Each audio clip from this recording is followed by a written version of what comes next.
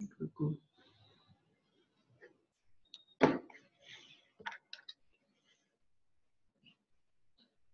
está grabando supuestamente. Estamos grabando entonces. Comenzamos con este webinar referido a los 60 años de la firma del Tratado Antártico en el ciclo de charlas antárticas y polares que organiza APEX Uruguay. Les habla Waldemar Fontes y les voy a hablar del 60 aniversario de la firma del Tratado Antártico. El 1 de diciembre de 2019 se cumplen 60 años del Tratado Antártico firmado en Washington en 1959. Este tratado, que ha funcionado de manera exitosa, fue resultado de un largo proceso de negociaciones que lograron estabilizar una compleja situación de conflicto que se venía gestando en la región austral, primero a raíz de disputas territoriales entre Argentina, Chile y el Reino Unido, y luego con las tensiones surgidas de la Guerra Fría, al finalizar la Segunda Guerra Mundial, que hicieron peligrar los acuerdos de paz logrados entre las grandes potencias. El tratado surgió de la decantación de diferentes teorías que incluían desde la internacionalización del continente antártico hasta la instauración de un fideicomiso que lo regulara. La gestación del Año Geofísico Internacional 1957-1958, que se había desarrollado a instancias del Consejo Internacional de Uniones Científicas, fue una instancia decisiva para el Tratado Antártico, pues a partir de su implementación se comprobó que era posible, a través de las actividades científicas, encontrar un camino a la diplomacia para iniciar las negociaciones hacia un acuerdo. Las tensiones en torno al continente blanco se originan desde los tiempos de su descubrimiento, en 1819, cuando William Smith, un marino mercante de origen británico, zarpando desde Montevideo, desembarcó por primera vez en la isla Rey Jorge, en la Shetland del Sur, tomando posesión de las mismas a nombre de su rey Jorge IV. Pocos meses después, en febrero de 1820, el marino ruso Bellinghausen confirmaba el descubrimiento de la masa continental antártica, y en las mismas fechas el ballenero americano Palmer confirmaba el descubrimiento, que fue cartografiado de manera oficial por Bransfield, del Almirantazgo Británico. Estos descubrimientos provocaron una fiebre de caza de focas y lobos marinos que se extendió hasta casi extinguir las poblaciones de mamíferos marinos, lo que hizo perder su interés comercial por parte de los aventureros y exploradores que llegaban hasta el extremo sur. Desde el Río de la Plata y desde Valparaíso, en Chile, se participó activamente en esta etapa de descubrimientos y se brindaban los servicios logísticos y portuarios para las expediciones que provenían principalmente de Europa y de los Estados Unidos de América, dando origen a un incipiente conflicto por la influencia y por intereses territoriales en una América que vivía el proceso de la independencia. A principios del siglo XX había comenzado la llamada época heroica de la exploración antártica, y desde los puertos del Río de la Plata se participó activamente de la recepción de las famosas expediciones científicas que llegaban a explorar el continente antártico, mientras que desde las Islas Malvinas el Reino Unido consolidaba su posición administrando la pesca y la caza de la ballena en los mares más al sur, haciendo la primera reclamación territorial sobre la Antártida en 1908. La industria ballenera tuvo un gran desarrollo a partir de los años de 1920, y las flotas noruegas que operaban en la zona recalaban en los puertos de Montevideo y Buenos Aires. Al comenzar la Segunda Guerra Mundial, en 1939, la Alemania nazi atacaba a los navíos balleneros que operaban en el Atlántico Sur, apoderándose de la explotación de ese recurso al ocupar el territorio noruego en 1940. Elevando el nivel de conflicto que ya no era solo diplomático o comercial, sino que se concretó en ataques a buques que operaban en la zona del Atlántico Sur, dividiendo las posiciones de los países latinoamericanos, que apoyaban los intereses aliados o proclamaban una tercera posición independiente. Al finalizar la Segunda Guerra Mundial, el Imperio Británico comenzó a declinar, cediendo posiciones en algunas regiones. La presión de los Estados Unidos de América se hacía sentir sobre los dominios coloniales que aún quedaban en las Américas, y la cuestión de las Islas Malvinas fue un factor de debate que dividió a los países latinoamericanos. La Argentina, bajo el gobierno del general Perón, había comenzado una carrera armamentista que hacía peligrar el dominio de los Estados Unidos sobre el hemisferio, y si bien la mayoría de los países de la región apoyaban sus reclamos sobre las Islas Malvinas, no veían con simpatía su expansión militar. Un conflicto entre Argentina y Chile por reclamaciones territoriales en la Antártida había quedado parcialmente resuelto por el acuerdo firmado el 12 de julio de 1947, donde ambos países acordaban reconocerse mutuamente sus derechos, sin perjuicio de las reclamaciones puntuales superpuestas, dando origen al concepto de Antártida Sudamericana, que en general era apoyado por los vecinos latinoamericanos. Sin embargo,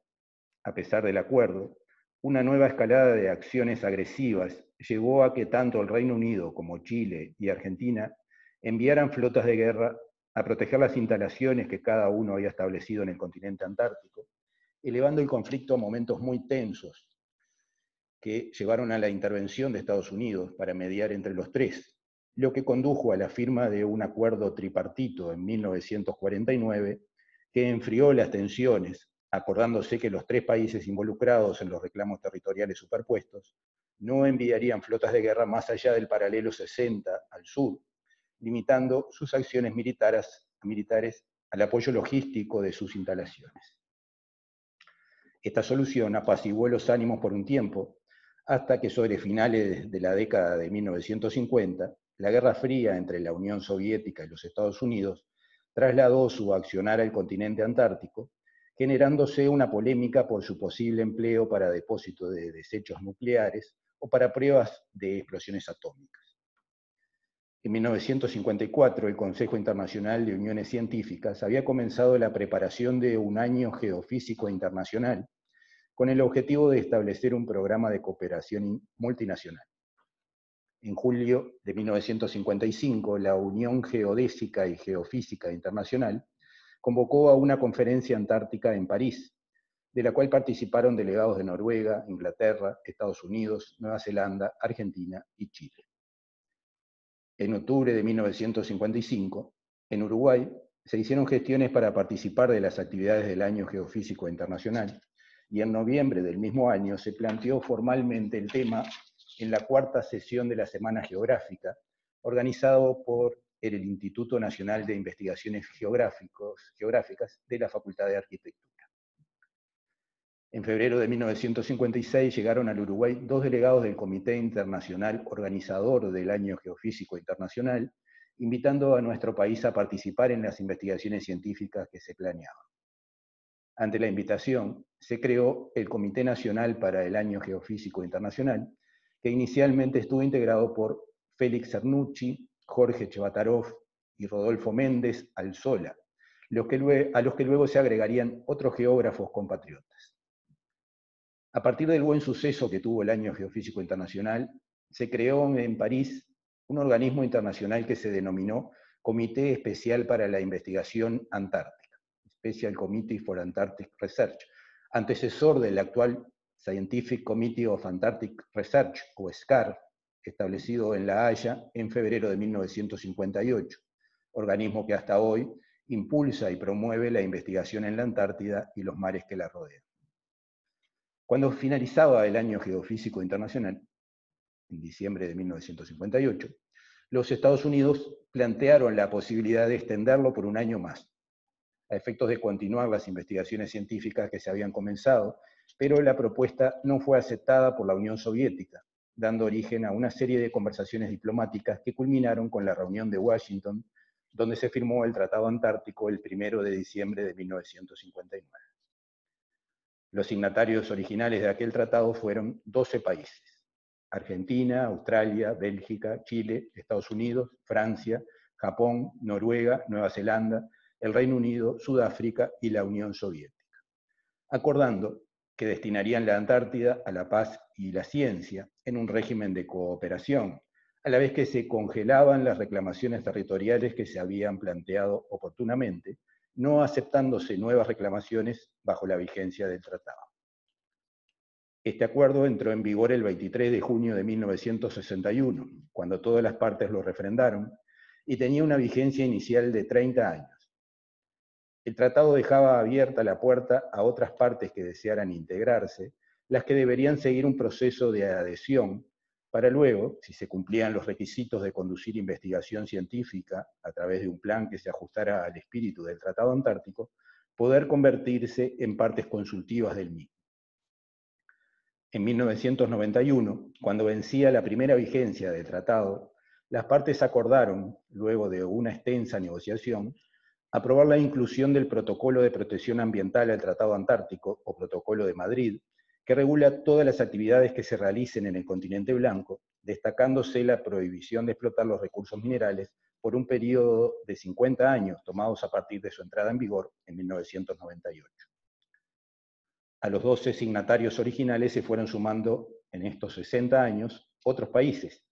siendo hoy 53 los miembros adherentes, de los cuales 29 son miembros plenos, conformando la reunión consultiva que se reúne cada año en una especie de parlamento que administra todo lo que se hace en la Antártida. La vigencia del Tratado Antártico se extendió por 50 años, pero no es una fecha de término fijo, y si las partes acuerdan mantenerlo, puede extenderse o modificarse acorde a las circunstancias futuras. El Tratado Antártico ha sido un ejemplo y es uno de los tratados más exitosos, permitiendo que países que estaban a punto de enfrentarse en la guerra lograran trabajar en cooperación en pos de un fin común, que ha sido el de preservar la Antártida como una reserva de vida natural, dedicándola a la investigación científica y a la cooperación humana en todos los sentidos. Con esto terminamos este trabajo que preparamos con motivo de la 60 años de la firma del Tratado Antártico. ¿Quieren hacer alguna pregunta?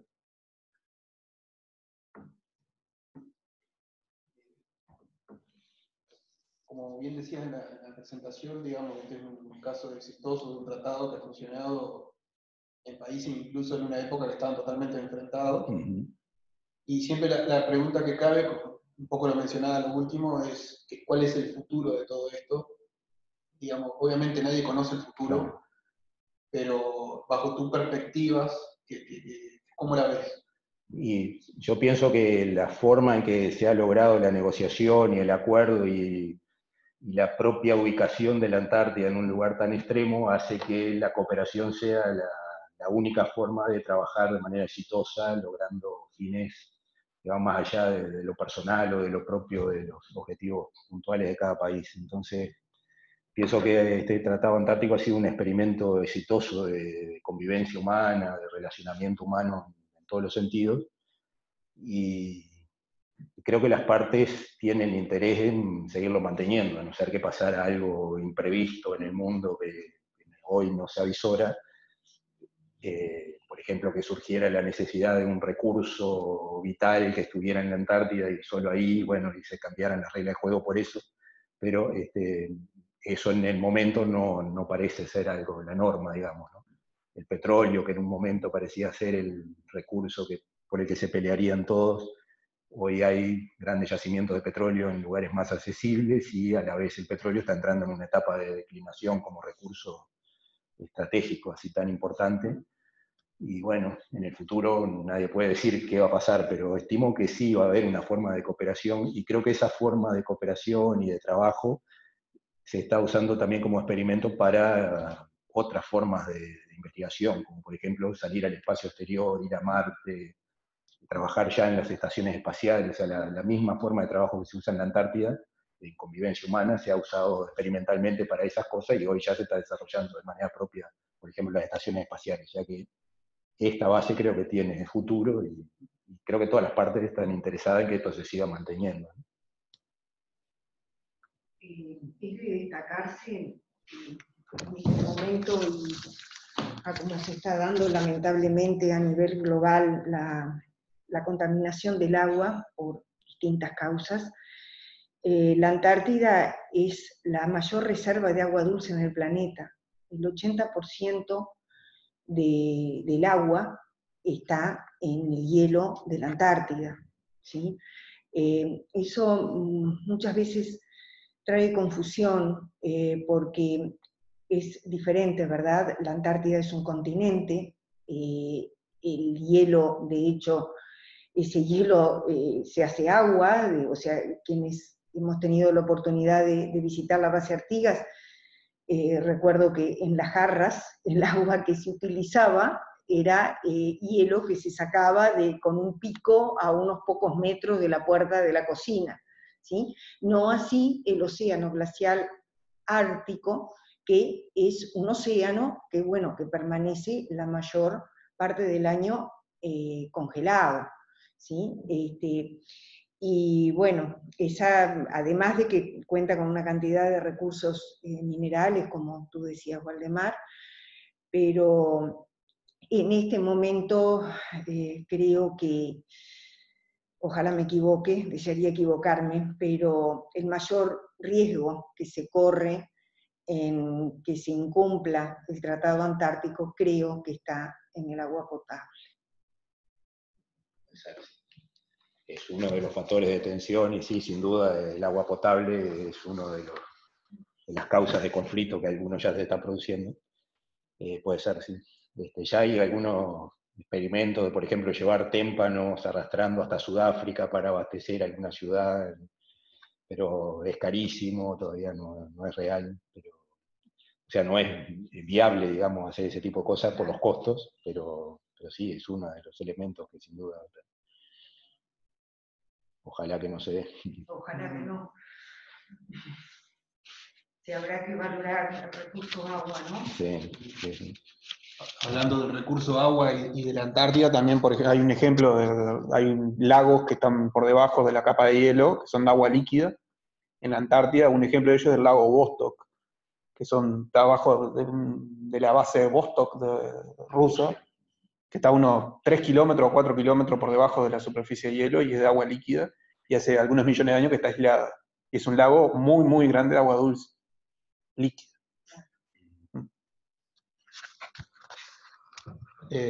Bueno, damos por terminada esta sesión. Vamos a la siguiente.